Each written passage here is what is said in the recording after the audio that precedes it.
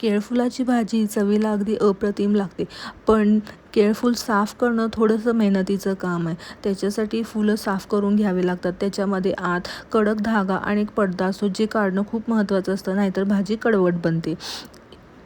ते काढून भाजी बारीक चिरून घ्यायची आणि चिरल्यावर लगेच ताकात किंवा हळदीच्या पाण्यात ठेवा, म्हणजे भाजी काळवणार नाही.